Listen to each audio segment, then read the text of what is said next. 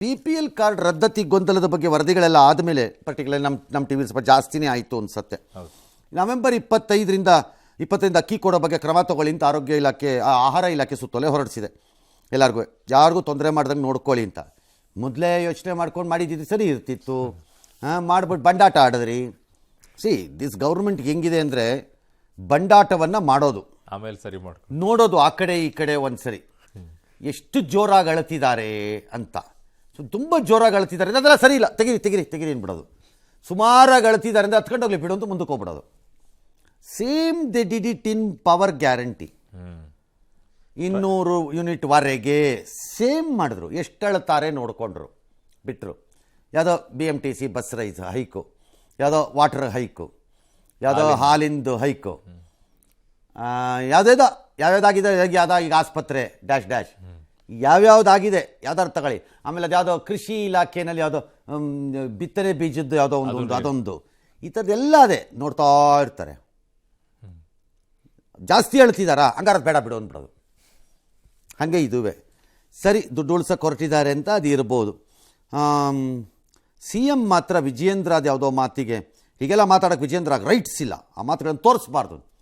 ರೈಟ್ಸನ್ನು chief minister ಕೊಡೋಕ್ಕೆ ಬರಲ್ಲ, ಮತ್ತು ತೋರಿಸಬಾರ್ದು ಅಂತ ನಮಗೆ ಹೇಳೋಕ್ಕಾಗಲ್ಲ. ಕಾರಣ ನೀವು ಹೇಳಿದ್ದನ್ನು ನಾನು ಕೇಳಕ್ಕೆ ರೆಡಿ ಇದ್ದೀನಿ. ಅವ್ರು ಹೇಳಿದ್ದನ್ನು ಕೇಳೋದು, ನಾನು ನೀವು ಹೇಳಿದ್ದನ್ನು ನಾನು ನಾಳೆಯಿಂದ ಪ್ರಾಂಪ್ಟಾಗಿ ಫಾಲೋ ಮಾಡ್ತೀನಿ. ಬೇಕಾರೆ ನಾನು ತೋರಿಸಲ್ಲ ಅಂತೀನಿ. ಯಾರು ಒಬ್ಬರು BJP ಇವ್ರು ಬಂದು ಆ ರಾಹುಲ್ ಗಾಂಧಿ ಇದೆಲ್ಲ ತೋರಿಸ್ಬಾರ್ದು, ರಾಹುಲ್ ಗಾಂಧಿ ತೋರಿಸೋದ್ಬಾರ್ದು, ನಿಲ್ಲಿಸ್ಬೋದು ಹೇಳಿ ಅಷ್ಟೇ. ಮಗನನ್ನು CM ಮಾಡಕ್ಕೆ ಹೊರಟಿದ್ದಾರೆ ಯಡಿಯೂರಪ್ಪ. ಏನಿದೆ ಅದರಲ್ಲಿ ಅಂತ ಕೇಳೋದು. ಸೋನಿಯಾ ಗಾಂಧಿ ಅವರು ರಾಹುಲ್ ಗಾಂಧಿ ಪ್ರೈಮ್ ಮಿನಿಸ್ಟರ್ ಆಗಬೇಕು ಅಂತ ಆಸೆ ಇಲ್ವೇ? ಸಹಜವಾಗಿ ಅದಕ್ಕೆ ಇಲ್ವಾ? ಹೌದು, ಇಲ್ವಂತ ಅವರು. ಸಹಜವಾಗಿ ಇದೆ. ಮತ್ತೆ ಕರುಣಾನಿಧಿ ಮಗ ಸ್ಟಾಲಿನ್ಗೆ ತನ್ನ ಮಗನ CM ಮಾಡಬೇಕು ಅಂತ ಆಸೆ ಇಲ್ವಾ? ಇಟ್ಕೊಂಡಿರ್ತಾರೆ. ಇಲ್ವಂತ ಆಸೆಗಳು. ಮತ್ತೆ ನಿಮ್ಮ ಪಕ್ಷದಲ್ಲೇ ನನ್ನ ಮಗ ಗೆಲ್ಲಬೇಕು, ನನ್ನ ಮಗ ಸೋಲ್ಬೇಕು, ನನ್ನ ಮಗ ಮುಂದಕ್ಕೆ ಬರಬೇಕು, ನನ್ನ ಮಗ ಮಂತ್ರಿ ಆಗಬೇಕು ಅಂತ ಯಾರಿಗೂ ಆಸೆ ಇಲ್ವಾ? ಹಂಗ ಅವ್ರಿಗೂ ಒಂದು ಆಸೆ ಅಷ್ಟೇ.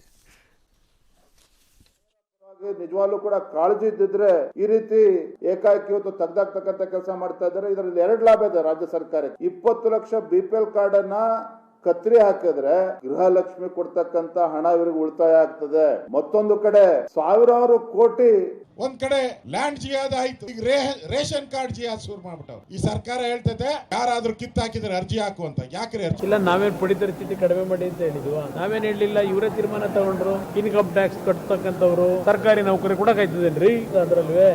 ಯಡಿಯೂರಪ್ಪನ ಮಗ ವಿಜಯೇಂದ್ರ ಅವ್ರು ಮುಖ್ಯಮಂತ್ರಿ ಮಾಡಕ್ ಹೊರಟಿದ್ದಾರೆ. ಯಡಿಯೂರಪ್ಪ ಅವ ಹೇಳ್ತಾನೆ, ಯಡಿಯೂರಪ್ಪನ ಮಗ ಅವ್ರಿಗೆ ವಾಟ್ ಮಾರಲ್ ರೈಟ್ ಈ ಹ್ಯಾಸ್? ನೀವು ತೋರಿಸಲೇಬಾರದು ಅವ್ರಿಗೆ, ಅವ್ರ ಸ್ಟೇಟ್ಮೆಂಟ್ನು ಹಾಕ್ಬಾರದು. ಕಾಂಗ್ರೆಸ್ನವರು ಪಾಪಿಗಳು, ಅವರ ಪಾಪಿಗಳು ನಾವು ತೋರಿಸಲೇಬಾರದು. ಜನಗಳಿಗೆ ಸತ್ಯತೆ ಗೊತ್ತಾಗಬೇಕಲ್ಲ, ಅವ್ರ ಸತ್ಯತೆ ಹೇಳ್ತಾ ಇದ್ದಾರಾ? ನೀವು ಪೊಲಿಟಿಕಲಿ ಅಟ್ಯಾಕ್ ಮಾಡ್ಕೊಳ್ಳಿ ಚೀಫ್ ಮಿನಿಸ್ಟರ್ ಸರ್. ತೋರಿಸ್ಬೇಡಿ ಗಿರಿಸ್ಬೇಡಿ ಅಂತೆಲ್ಲ ಹೇಳಕ್ ಬರ್ಲಾಕಂದ್ರೆ ನೀವು ಪಾಪಿಗಳು ಅಂತ ಅವ್ರಂತಾರೆ. ನೀವು BJP ಅವ್ರಿಗೂ ಅವ್ರಿಗೆ ಏನೇನೋ ಹೇಳಿರ್ತೀರಿ. ರಾಕ್ಷಸರು, ನರ ರಾಕ್ಷಸರು, ಬ್ರಹ್ಮ ರಾಕ್ಷಸರು, ಯಾವ್ಯಾವ್ದೋ ಎಲ್ಲ ಹೇಳಿರ್ತೀರಿ. ಅದೆಲ್ಲ ಹೇಳಕ್ಕಾಗಲ್ಲ. ಕೊಲೆಗಡುಕರು ಅಂತಾನು ಬಂದ್ಬಿಟ್ಟು, ಕೊಲೆಗಡುಕರು ಅದೆಲ್ಲ ಹೇಳಾಗಿದೆಯಪ್ಪ. ಇನ್ನು ಶೀಘ್ರದಲ್ಲಿ ರಾಜ್ಯ ಸಂಪುಟಕ್ಕೆ ಸರ್ಜರಿ ನಡೆಯುತ್ತೆ ಅನ್ನುವಂಥ ಸುದ್ದಿ ಓಡಾಡ್ತಾ ಇದೆ. ಅಬಕಾರಿ ಮಂತ್ರಿ ಆರ್.ವಿ. ತಿಮ್ಮಾಪುರ್ ಅವ್ರ ತಲೆದಂಡ. ಯಾಕಂದ್ರೆ ಅವ್ರ ಮೇಲೆ ಆರೋಪ ಬಂತಲ್ವಾ, 700 ಕೋಟಿ ಮಹಾರಾಷ್ಟ್ರದಲ್ಲೆಲ್ಲ ಚರ್ಚೆ ಆಗ್ಬಿಡ್ತು. ಹಾಗಾಗಿ ಸುದ್ದಿ ಹರಿದಾಡ್ತಾ ಇದೆ. ಇದರ ಮಧ್ಯದಲ್ಲಿ ಪರಮೇಶ್ವರ್ ಅವರು ಒಂದು ಸರ್ಕಾರದ ಉಳಿವಿನ ಬಗ್ಗೆ ಮಾತಾಡ್ಬಿಟ್ಟಿದ್ರು. ಸೊ ಹಾಗಾಗಿ ಅದು BJP ಅಸ್ತ್ರ ಮಾಡ್ಕೊಂಡ್ಬಿಡ್ತು. ಇಲ್ಲ ರೀ, ಅದೇನಿಲ್ಲ, ನಾನು ಹೇಳಿದ್ದೆ ಬೇರೆ ಅರ್ಥದಲ್ಲಿ ಅಂತ ಅವರು ಸಮಜಾಯಿಸಿ ಕೊಟ್ಟಿದ್ದಾರೆ. ಇನ್ನೊಂದು ಕಡೆಗೆ ಬೆಂಗಳೂರಿನ ಒಕ್ಕಲಿಗರ ಸಂಘ ಸಭೆಯಲ್ಲಿ ಮುಂದಿನ CM ಕುಮಾರಸ್ವಾಮಿ ಅನ್ನೋ ಘೋಷಣೆ ಮೊಳಗಿದೆ. ಅವರು ಆಲ್ ರೈಟ್, ನೀವು ಯಾರನ್ನಾರು ಕೈ ಬಿಡಿ, ಯಾರನ್ನಾರು ಇಟ್ಕೊಳ್ಳಿ. ಬಟ್ ಇಷ್ಟು ಬೇಗ 2 ವರ್ಷದ ಒಳಗಡೆ ಈ ಚರ್ಚೆಗೆ ಬಂದು ಆಸ್ಪದ ಕೊಡ್ತಾ ಇದೆ. ಏನು ಸಂಪುಟ ಪುನರಚನೆ? 2 ವರ್ಷ ಇಸ್ ಎ ಡೀಸೆಂಟ್ ಟೈಮ್. ಯಾಕೆ 2 ವರ್ಷದವರೆಗೆ ಯಾರು ಮಾಡೇ ಇಲ್ವಾ? ಹಂಗಾರೆ ಅಲ್ಲ, ಮಾಡಿದ್ದಾರೆ. ಟಾಕಿಂಗ್ ಅಲ್ಲ, ಮಾಡಿದ್ದಾರೆ, ಇಲ್ಲ ಅಂತ ಹೇಳ್ತಾ ಇಲ್ಲ.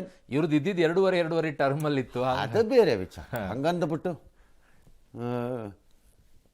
ನಿಮ್ಗೊಂದು ಈಗ ಉದ್ಯೋಗ ಇದೆ, ನೀವು ಮಾಡಿದ್ದೆಲ್ಲ ಸಹಿಸ್ಕೊಂಡು ಕುತ್ಕೊಳ್ಳೋಕ್ಕಾಗತ್ತೆ ಅನ್ಕೊಂಡಿದ್ದೀರಾ? ಹಂಗಾರೆ ಇಲ್ಲ, ಯಾವುದಕ್ಕೆ ಸಹಿಸ್ಕೊಂಡು? ನಾನು ಉದ್ಯೋಗದಲ್ಲಿ ಇದ್ದೆಪ್ಪ, ನನಗೆ ಸಹಿಸ್ಕೊಳ್ತಾರ ಅಲ್ಲಿ? ಯಾರು ಕಂಪ್ನಿಗಳು ಹಾಗೆ ಇದುವೇ.